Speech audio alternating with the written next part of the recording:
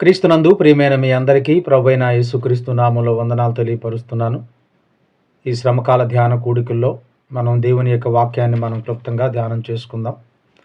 లూకాసు వార్త 22వ అధ్యాయము 42 నుండి కొన్ని వచనాలు మనం ధ్యానం చేద్దాం. తండ్రి, ఈ గిన్నె నా యొద్ద నుండి తొలగించుటకు నీ చిత్తమైతే తొలగించుము. ఆయనను నా ఇష్టము కాదు, నీ చిత్తమే సిద్ధించునుగాకని ప్రార్థించను. ప్రార్థన చేసుకుందాం. పరిశుద్ధుడైన మా తండ్రి, ప్రేమ కలిగిన గొప్ప దేవా, నీకు వందనాలు. ఈ సమయంలో నాతో మా అందరితో మాట్లాడమని యేసు నామములో అడిగి వేడుకొంచున్నాం మా తండ్రి, ఆమెన్. క్రీస్తునందు ప్రియమైనటువంటి వాళ్ళారా, ప్రభువును వెంబడించే మనందరం కూడా ప్రభువు ఏ విధంగా తండ్రి యొక్క చిత్తానికి విధేయుడై తండ్రి నీ చిత్తమే సిద్ధించునుగా కానీ ఏ విధంగా తండ్రి మీద తన భారాన్ని మోపాడు, దైనందినటువంటి మన జీవితాల్లో కూడా మనం అనేక సార్లు దేవునికి అనేకమైనటువంటి విన్నపాలు మనం చేస్తూ ఉంటాం.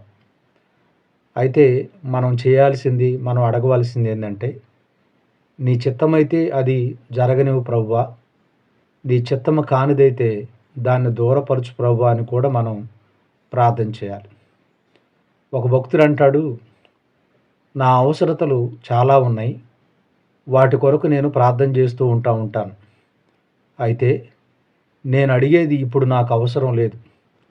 అవసరం అయినప్పుడు దేవుడు దాన్ని ఖచ్చితంగా ఇస్తాడు. అంటే దేవుని పిల్లలమైనటువంటి మనకు మన అవసరతలు, మన అక్కరలన్నీ ఎరిగినటువంటి వాడు కనుక తగిన సమయమందు దేవుడు తప్పనిసరిగా ఆయన మనకు అనుగ్రహిస్తాడు. అయితే దేవుని చిత్తాన్ని మాత్రం మనం జరిగించడానికి ఎప్పుడు కూడా మనం సంసిద్ధులుగానే ఉండాలి. దేవుని చిత్తం జరిగించడం అంటే కొన్నిసార్లు అది సవాళ్ళతో కూడినటువంటిదిగా ఉంటుంది. అదొక సమస్యలతో కూడినటువంటిదిగా ఉంటుంది. కొన్నిసార్లు అది మనం అనుసరించడానికి కష్టతరమైనటువంటిదిగా ఉంటుంది. అయినప్పటికీ మనం దేవుని చిత్తాన్ని మనం జరిగించడానికి సిద్ధపడి ఉండాలి. మీరు గమనించి చూసినప్పుడు దేవుని చిత్తం అనేది ఖచ్చితంగా మనం జరిగించినప్పుడే దేవుని రాజ్యంలో ప్రవేశిస్తాం. ప్రభువా ప్రభువా అని పిలుచు ప్రతివాడు పరలోక రాజ్యంలో ప్రవేశించడు, కానీ ఆయన చిత్తం జరిగించువాడే పరలోక రాజ్యానికి వెళ్తాడు.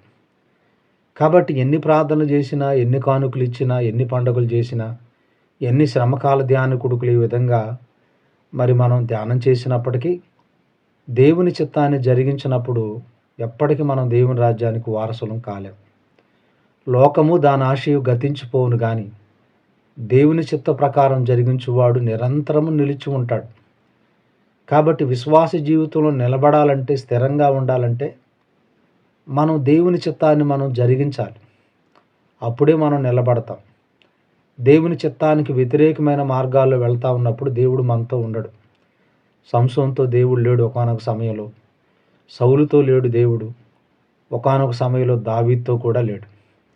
కారణం ఏంటంటే, దేవుని చిత్తానికి వ్యతిరేకమైన మార్గాల్లో ఒక వ్యక్తి వెళుతున్నప్పుడు ఆ వ్యక్తితో దేవుడు ఏకీవించడు. కాబట్టి ఆ వ్యక్తి పడిపోతాడు, జారిపోతాడు, చిక్కుల్లో పడిపోతాడు.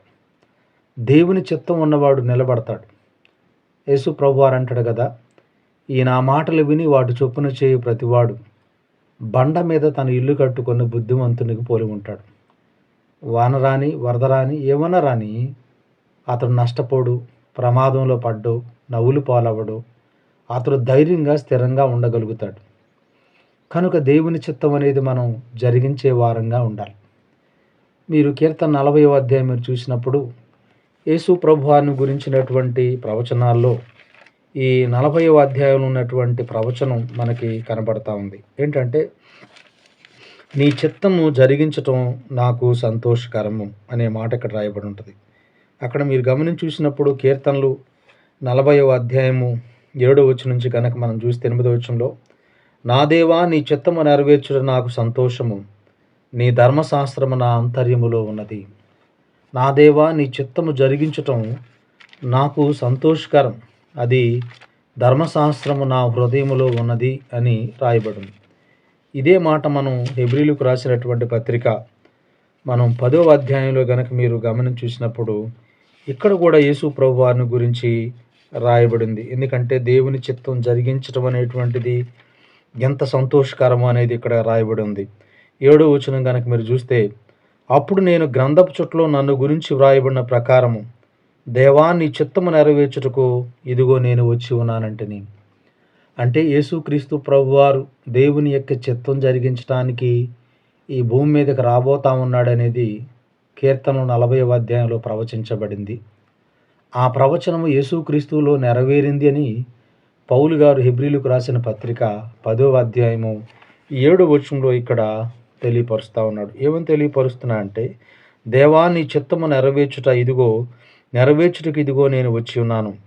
బలులను, అర్పణలను, పూర్ణ హోమములను, పాప పరిహారార్థ బలులు నీవు కోరలేదనియు, అవి నీకిష్టమైనవి కావనియు పైన చెప్పిన తరువాత ఆయన చిత్తము నెరవేర్చుటకు ఇదిగో నేను వచ్చి ఉన్నానని చెప్పుచున్నాడు. కాబట్టి బలులను అర్పించటం బట్టి, ఇవన్నీ చేయటాన్ని బట్టి దేవుడు సంతోషించే దేవుడు కాదు. ఆయన చిత్తం జరిగించినప్పుడు సంతోషపడతాడు. సమూయేలు సౌలుతో ఇదే మాట అంటాడు. ఒకడు బలులర్పించటం బట్టి, వీటిని బట్టి దేవుడు సంతోషించేవాడు కాదు. ఆజ్ఞను లోబడటాన్ని బట్టి దేవుడు సంతోషించేవాడు ఉన్నాడు. నరుల కాలిసత్తువునందు ఆయన ఆనందించే దేవుడు కాదు. తన యందు భయభక్తులు గలవారి యందు ఆయన ఆనందించే దేవుడుగా ఉన్నాడు.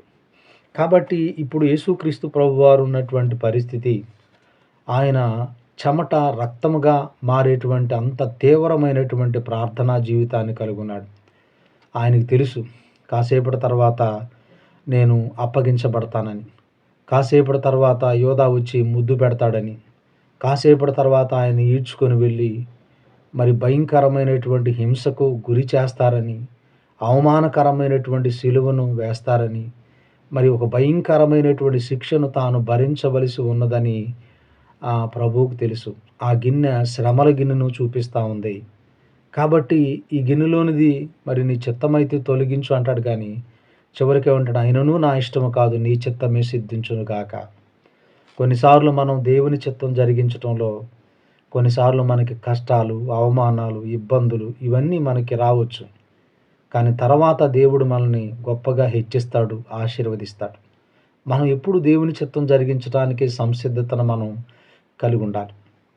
అబ్రహామును దేవుడు పిలిచి, నేను నీకు చూపించబో దేశానికి వెళ్ళు, నేను నీకు సంతానాన్ని ఇస్తాను, స్వాస్యాన్ని ఇస్తాను, నేను నీకు ఘనతనిస్తానంటే అబ్రహాము దేవుని చిత్తానికి విధేయుడై బయలుదేరాడు. ఆ ప్రయాణంలో ఎన్నో సమస్యలు వచ్చినాయి. ఆయన ఇంకా పరిణితి చెందనటువంటి పరిస్థితి మనకి 12 నుండి 16వ అధ్యాయం వరకు ఇంకా అబ్రహాం ఇంకా ఎదగలేని పరిస్థితి కనపడుతుంది. 17వ అధ్యాయంలో చెప్తాడు, అబ్రహాము నేను సర్వశక్తి గల దేవుడును, నా సన్నిధిలోను నిందారహితుడిగా నడవాలి అని చెప్తాడు. కాబట్టి 22వ అధ్యాయంలో అబ్రహామును పిలిచి, నీ ఒక్కడై ఉన్నటువంటి నీ కుమారుణ్ణి నాకు బలిగా అర్పించని చెప్పి దేవుడు అతన్ని పరీక్షించినప్పుడు, పరిశోధించినప్పుడు అబ్రహాము ఒక్క మాట కూడా ఎదురు చెప్పడు. ఆ అధ్యాయంలో చిత్తం ప్రభువా అంటాడు. కాబట్టి ఆయన దేవుని చిత్తం జరిగించడానికి విధేయతను కనపరిచినప్పుడు దేవుడు అక్కడ బలిని కోరలేదు. కానీ తర్వాత అబ్రహాంతో అంటాడు, అబ్రహాము, ఇందువలన నీవు నా ఎడల భయభక్తులు కలిగి ఉన్నవాడవని నేను ఎరిగి ఉన్నాను అని 2 పర్యాయాలు అతని దగ్గరికి వచ్చి దేవుడు అతను గొప్పగా ఆశీర్వదించి గొప్ప వాగ్దానాలు ఇస్తాడు. యేసేపును మీరు గమనించి చూసినప్పుడు దేవుని పక్షంగా జీవించటం, నీతిగా జీవించటానికి, పరిశుద్ధంగా జీవించటానికి, దేవునికి ఇష్టం లేనటువంటి పని ఆయన చేయలేదు. నేను దేవునికి విరోధంగా పాపం చేయనన్నాడు. బాల్యంలోనే చెడుతనాన్ని ఆశయించుకునే స్వభావం అయింది. యవ్వన కాలంలో దేవుని చిత్తానికి వ్యతిరేకంగా నేను ఏమీ చేయనన్నప్పుడు దాన్ని బట్టి ఆయనకు వచ్చినటువంటి శ్రమలు ఎన్నోన్నాయి మీరు ఆలోచించండి. ఆయన ఇనుము ఆయన్ని బాధించను అని ఉంటుంది 105, 106 కీర్తనలు. సంఖ్యల్లో అతని ఇనుము అతన్ని ఎంతగానో బాధించనని ఉంటుంది. కానీ దేవుడు అతన్ని తీసుకొచ్చి ఎంత తోడయ్యుండి ఎంతగానో దేవుడు అతన్ని హెచ్చించాడు. దేవుని చిత్తం జరిగించే వ్యక్తికి దేవుడు తోడై ఉంటాడు. అబ్రహాము దేవుని చిత్తానికి లోబడి ప్రయాణిస్తున్నప్పుడు అబ్రహాముతో దేవుడు తోడై ఉన్నాడని ఉంటుంది. యేసేపు దేవుని చిత్తం జరిగిస్తూ మేలు చేసి బాధ అనుభవించేవాడు ఉన్నాడు కనుక మరి యేసేపుకు దేవుడు తోడుగా ఉన్నాడు. చెరసాల్లోకి వెళ్తే యెహోవా తనకు తోడై ఉన్నాడు. ఎందుకంటే మన దేవుడు మనకు శ్రమలో తోడై ఉండే దేవుడు. మన దేవుడు మనకు శ్రమలో తోడై ఉండే దేవుడు. కాబట్టి అది కష్టంగా కనపడొచ్చు. కానీ దాన్ని మనం అనుసరించడానికే మనం సిద్ధపడాలి. దాని పరిణామాలు, ప్రభావాలు ఏమైనా కోల్పోవచ్చు. దేవుని చిత్తం జరిగించడానికే నీవు, నేను ఆయన సహాయం వల్ల జరిగించడానికే మనం పూనుకోవాలి. కనుక మీరు మరియమ్మ దగ్గరకొచ్చి మరి గాబ్రియేలు దూత మాట్లాడినప్పుడు తల్లి అయిన మరియమ్మ దగ్గరకొచ్చి, "నువ్వు ఒక కుమారుడిని కంటావు. ఆయనకు యేసు అని పేరు పెడతారు. ఆయన పరిశుద్ధుడు. నువ్వు పరిశుద్ధాత్మల గర్భమున ధరించి ఒక కుమారుని కంటావంటే ఈ సంఘటన అంతా జరిగిన తర్వాత ఆమె అనే మాట ఏంటంటే, ఇదిగో ప్రభు దాసురాలను, నీ మాట చొప్పున నాకు జరుగునుగాక అనెను. ప్రభువుకి నేను దాసురాల్ని, నీ మాట చొప్పున నాకు జరుగునుగాక అని అంటుందమ్మ. ఈ మాట మనకి వినటానికి తేలిగ్గా ఉండొచ్చేమో కానీ ఎదురయ్యేటువంటి సవాళ్ళు, సమస్యలు ఎలా ఉంటాయి అనేది ఆలోచిస్తే చాలా భయంకరం. యూదుల ధర్మశాస్త్ర ప్రకారం 3 రకాలుగా ఒకవేళ యూదుల జీవితాల్లో ఒక స్త్రీ గనక పొరపాటున పాపం చేస్తే ఆమెకు ఎదురయ్యేటువంటి పరిస్థితులు ఏంటంటే, ఒకటి కాల్చేయటం. ఆ రోజు యోధ తామారును కాల్చివేయాలనుకుంటాడు. అలాంటి శిక్ష పడవచ్చు. రెండవది ధర్మశాస్త్ర ప్రకారం కొంతమంది ఇలాంటి పొరపాట్లు చేస్తే విషం ఇచ్చేవాళ్ళు, పరీక్షించేవాళ్ళు. ఒకవేళ ఆ విషానికి బలి అవ్వచ్చు. ఇంకా ధర్మశాస్త్ర ప్రకారం ఇంకా కఠినమైన శిక్ష ఏంటంటే రాళ్ళు కొట్టి చంపేయటం. యేసు ప్రభు దగ్గరికి స్త్రీని తీసుకొచ్చారు కదా, తర్వాత ఈమె కుటుంబ పరంగా ఎలాంటి సమస్యలు ఎదుర్కోవాలో, మతపరంగా ఎలాంటి సమస్యలు ఎదుర్కోవాలో, లేకపోతే తనకు ప్రదానం చేయబడినటువంటి మరి యేసేపుతో ఎలాంటి పరిస్థితులు ఎదుర్కోవాల్సి వచ్చిందో చాలా కష్టంగా ఉంటుంది. కానీ ఆయనను నీ మాట చొప్పున జరుగును కాక. ఎందుకంటే దేవుడు నన్ను ఆయన ప్రణాళికలో భాగంగా నన్ను ఏర్పరచుకున్నాడు. నిజంగా అన్ని తరాల వాళ్ళు నన్ను ధన్యురాలంటారు. దేవా నీకు స్తోత్రాలని చెప్తూ నీ యందు భయభక్తులు గల వారి ఎడల కనికరము తరతరములు ఉండునని ఆమె మరియమ్మ పాడినటువంటి కీర్తన ఒక విప్లవ కీర్తన పాడింది. ఎందుకంటే దేవుడు ఇశ్రాయేలుకు విమోచన దయచేయపోతా ఉన్నాడు, రక్షణ దయచేయపోతా ఉన్నాడు, లోకానికి రక్షకుణ్ణి ఇవ్వబోతా ఉన్నాడని స్తుతించింది. కాబట్టి దేవుని చిత్తాన్ని జరిగించడానికి 100% విధేయతను కనపరిచినటువంటి తల్లిగా మరియమ్మ మనకి ఇక్కడ కనపడుతుంది. మీరు అపోస్తుల కార్యములు 21వ అధ్యాయం మీరు గమనించి చూసినప్పుడు 21వ అధ్యాయం 11వ వచనం కనుక మీరు చూస్తే అక్కడ ఉంటుంది, అతడు మా యొద్దకు వచ్చి పౌలు నడికట్టు తీసుకొని తన చేతులను కాళ్ళను కట్టుకొని యెరూషలేములోని యూదులు ఈ నడుకట్టుగల మనుషుని ఇలాగు బంధించి అన్యజనుల చేతికి అప్పగింతురని పరిశుద్ధాత్ముడు చెప్పుచున్నాడనను. ఈ మాట వినినప్పుడు మేమును అక్కడి వారును యెరూషలేమునకు వెళ్ళవద్దని అతను బతిమాలుకుంటుము. కానీ పౌలు, ఇందెందుకు మీరు ఏడ్చి నా గుండె బద్దలు చేసెదరేలా? నేనైతే ప్రభువైన యేసు నామ నిమిత్తము యెరూషలేములో బంధింపబడుటకు మాత్రమే కాక చనిపోటుకు సిద్ధముగా ఉన్నానని చెప్పాను. అతడు ఒప్పుకొననందున మేము ప్రభు చిత్తము జరుగునుగాక అని ఊరకుంటిమి. కాబట్టి ఒక వ్యక్తి దర్శన రూపంగా చెబుతా ఉన్నాడు. ఒక నడికట్టు కలిగినటువంటి వ్యక్తిని యూదులు, అన్యజనులు అనేక మంది వాళ్ళు అప్పగిస్తారు, హింసిస్తారు, బాధిస్తారని చెప్తున్నప్పుడు పరిశుద్ధాత్మ దేవుడు చెప్తున్నాడు అన్నప్పుడు అక్కడ ఉన్నటువంటి వాళ్ళందరూ కూడా భయపడి పౌలును అడ్డుకుంటారు. పౌలు గారు అంటాడు, ఎందుకు మీరు ఇంత బాధపడతారు? ప్రభు అయిన యేసు కొరకు చనిపోవటానికి నేను సిద్ధంగా ఉన్నాను. మీరు నన్ను అడ్డుకోవద్దు, నన్ను ఇంకా మీరు గుండెలను మీరు బాధ పెట్టవద్దని చెప్తూ అన్నప్పుడు వాళ్ళందరూ అనుకుంటున్నారు దేవుని చిత్తము జరుగును గాక అంటారు. అదే అధ్యాయం 20వ అధ్యాయం అంటాడు, 23వ వచనం గనక మీరు చూస్తే 22వ వచనంలో, ఇదిగో నేను ఇప్పుడే ఆత్మయందు బంధింపబడిన వాడినై యెరూషలేమునకు వెళుచున్నాను. అక్కడ నాకు ఏమేమి సంభవించునో తెలియదు కానీ బంధకములను, శ్రమలను నా కొరకు కాచుకొని ఉన్నవని పరిశుద్ధాత్మ ప్రతి పట్టణములో నాకు సాక్ష్యమిచ్చున్నాడని తెలియను. పౌలుకి బంధకాలు, శ్రమలు ఇవన్నీ కూడా ఉన్నాయని పరిశుద్ధాత్మ దేవుడు సాక్ష్యమిస్తున్నాడు. అయితే దేవుని కృపాసువార్తను గురించి సాక్ష్యమిచ్చుట యందు నా పరుగును నేను ప్రభువైన యేసు వలన పొందిన పరిచర్యను తుదముట్టించవలనని నా ప్రాణము నాకెంత మాత్రము ప్రియమైనదిగా ఎంచుకొనటలేదు. అంటే దేవుని చిత్తం జరిగించడానికి శ్రమలు రాని, భయాలు రాని, హింసలు రాని, ఏమైనా రాని కాబట్టి నా ప్రాణము ప్రియముగా ఎంచుకోవట్లేదు, ప్రాణం పెట్టడానికి కూడా నేను సిద్ధంగా ఉన్నానంటాడు. కాబట్టి క్రీస్తునందు ప్రియమైనటువంటి వాళ్ళారా, దేవుని పిల్లలమైనటువంటి మనందరము మన జీవితాల్లో పరిస్థితులు ఎలా వ్యతిరేక దిశలో ఉన్నప్పటికీ దేవుని చిత్తాన్ని జరిగించడానికే మనం పూనుకోవాలి. అయితే ఇక్కడ యేసుక్రీస్తు ప్రభువారు ముమ్మారు ప్రార్థన చేశాడు. ముమ్మారు ప్రార్థన చేసి చివరికి అన్న మాట ఏంటంటే, నీ చిత్తమే సిద్ధించునుగాక. పౌలు కూడా ముమ్మారు ప్రార్థన చేశాడు. మీరు 2 కొరింథీ పత్రిక 12వ అధ్యాయంలో పౌలు తనకున్నటువంటి అనేకమైనటువంటి ఆశీర్వాదాలు, దీవెనలు బట్టి హెచ్చింపకున్నట్లుగా 2 కొరింథీ 12వ అధ్యాయం 7వ వచనం నుంచి కనుక మీరు గమనం చూస్తే అక్కడ ఉన్న మాట ఏంటంటే, నాకు కలిగిన ప్రత్యక్షతలు బహు విశేషముగా ఉన్నందున నేను అత్యధికంగా హెచ్చిపోకుండా నిమిత్తము నా శరీరములో ఒక ముళ్ళు నేను అత్యధికంగా హెచ్చిపోకుండా నిమిత్తము నన్ను నలగగొట్టుటకు సాతాను యొక్క దూతగా ఉంచబడెను. కాబట్టి నేను హెచ్చిపోకుండా నిమిత్తము నన్ను నలగొట్టుటకు సాతాను యొక్క దూతగా ఉంచబడెను. అది నా యొద్ద తొలగిపోవాలని దాని విషయమై ముమ్మారు వేడుకుంటుని. కాబట్టి దాని విషయమై ముమ్మారు వేడుకున్నాడు. ఆయనకి ఏదో ఒక ముళ్ళు, అది కళ్ళు జబ్బ, లేకపోతే అనారోగ్య సమస్యల, ఏదో ఒక ముళ్ళు ఉంది. ఆ ముళ్ళు తొలగిపోవాలని ముమ్మారు ప్రార్థన చేశాడు. పౌలు గారు దయ్యాలను వెళ్ళగొట్టాడు యేసునామంలో. పౌలు గారు యేసునామంలో మృతులు లేవనెత్తాడు. పౌలు గారు పట్టుకున్నటువంటి వస్త్రాన్ని తీసుకొని వెళ్ళి వేరే వాళ్ళ దగ్గర ఇస్తే స్వస్థతలు కలిగాయి. అంటే అంత ప్రార్థనాపరుడు, అనేకమైనటువంటి వరాలు కలిగినటువంటి వాడు. అయితే ఈయన ప్రార్థన చేస్తే ముమ్మారు వేడుకున్నాడు, కానీ ప్రార్థనకు జవాబు రాలేదు. కానీ ఒక జవాబు వచ్చింది. ఏంటో తెలుసా? నా కృప నీకు చాలు.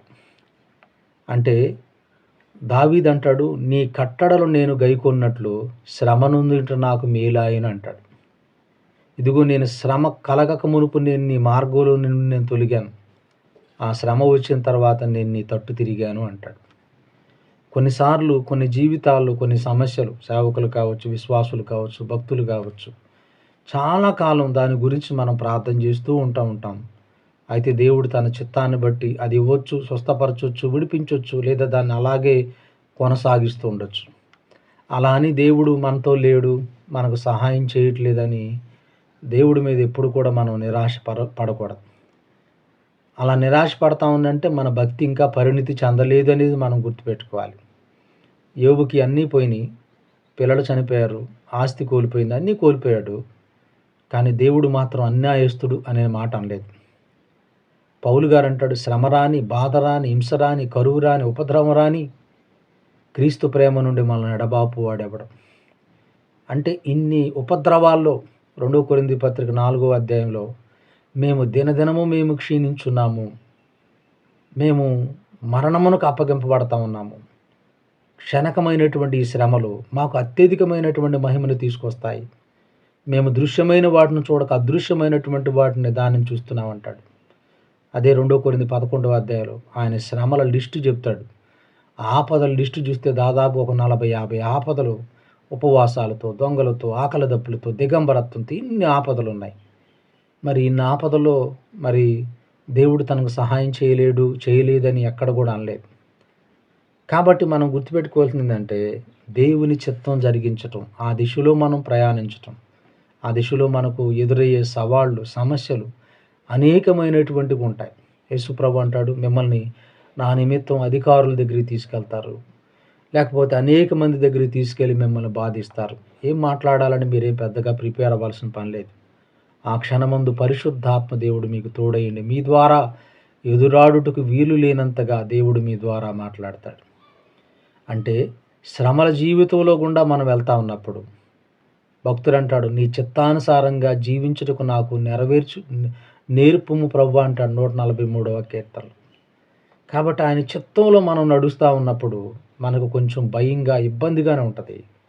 కానీ మనం ఒంటరం కాదు, ఆయన మనతో ఉంటాడు, మనలో ఉంటాడు, మనల్ని నడిపించాడు. ఎందుకంటే శ్రమలో మనకు తోడై ఉండే దేవుడు, మన దేవుడు ఎప్పుడు కూడా మనం గుర్తుపెట్టుకోవాల్సిందంటే, ఇబ్బందుల్లో, ఇరుకులో మనం ఆయన మీద ఆధారపడినప్పుడు నిజంగా దేవుడు మనల్ని విడిచిపెట్టడం. మనల్ని ఎవరైనా విడిచిపెట్టవచ్చు, కానీ దేవుడిచ్చే ఆదరణ, దేవుడిచ్చే ప్రోత్సాహం, దేవుడిచ్చే నిరీక్షణ, దేవుడిచ్చే ధైర్యము చాలా గొప్పగా, ఉన్నతంగా ఉంటది. ఆ సమయంలో దేవుని పక్షంగా నిలవబడటానికి దేవుడు మనకు చాలా ఆయన చిత్తం జరిగించడానికి ఎప్పుడు మనకు తోడుగానే ఉంటాడు. కాబట్టి ఇక్కడ యేసుక్రీస్తు ప్రభువారు ఏమని ప్రార్థన చేస్తా ఉన్నాడంటే, అయినను నా ఇష్టము కాదు, నీ చిత్తమే సిద్ధించునుగాక అని ప్రార్థించాను. యాకోబు భక్తుడు కూడా అంటాడు ఏమని, ప్రభు చిత్తమైతే మనం ఇది అది చేతుమని మనం చెప్పుకోవాలి. కాబట్టి ఏదైనా దేవుని చిత్తానికి మనం అప్పగించుకోవటం, ఆయన చిత్తంలో మనం కొనసాగాలి అని మనం అడగటం నేర్చుకోవాలి. అది ప్రార్థించేసి ప్రతిసారి మనకు ఉండవలసినటువంటి లక్షణం. అయితే ఇక్కడ మీరు గమనించి చూసినప్పుడు యేసు ప్రభు యొక్క ప్రార్థన తర్వాత ఆయనకు వచ్చినటువంటిది ఏంటంటే ఆ శిలువ యాగం తప్పదు. అయితే 43వ వచనం చూడండి. అప్పుడు పరలోకము నుండి ఒక దూత ఆయనకు కనపడి ఆయనను బలపరిచెను. కాబట్టి ఈ ప్రార్థనలో ఏం కలుగుతా ఉందంటే బలపరచబడటం జరుగుతుంది. ఆదరించటం జరుగుతూ ఉంది. దేవుని శక్తి ప్రసరించటం జరుగుతూ ఉంది. దేవుని పట్ల నిరీక్షణ, విశ్వాసం, ప్రోత్సాహం అనేటువంటిది ఇక్కడ కొనసాగించడం జరుగుతుంది.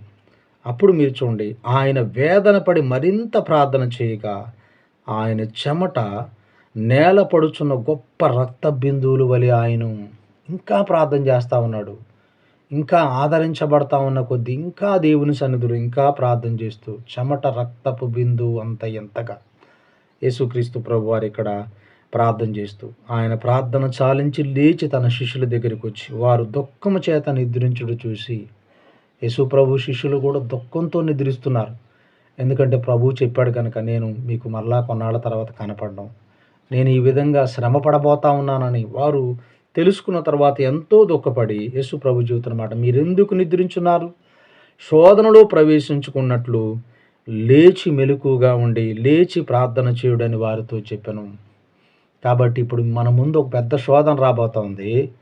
ఆ శోధనలో మనం ప్రవేశించకుండా ఉండాలంటే, ఆ శోధనలో మనం పడిపోకుండా ఉండాలంటే, ఆ శోధనలో మన భక్తి నిలబడాలంటే, ఆ శోధనలో దేవుని చిత్తం జరిగించాలంటే, ఆ శోధనలో ఆయన చిత్తానుసారంగా మనం నడవాలి, కొనసాగించాలంటే ప్రార్థన అంటే దేవుని మీద మనం ఆధారపడటం, దేవుడి మీద మన భారాన్ని మోపటం, దేవుని వైపు చూడటం, దేవుని యొక్క సహాయమును కోరటం. కొండల వైపు నా కన్నులెత్తుచున్నాను, నాకు సహాయం ఎక్కడి నుండి వచ్చింది? దేవుని యొద్ద నుండి సహాయం కలుగుతుంది. కాబట్టి క్రీస్తునందు ప్రియమైన వాళ్ళారా, మన జీవితాల్లో కూడా ఏ రోజు ఏ శోధన ఎందుకు వచ్చిందో తెలియదు. మన నోటి మాటల చేతే మనం చిక్కపడవచ్చు.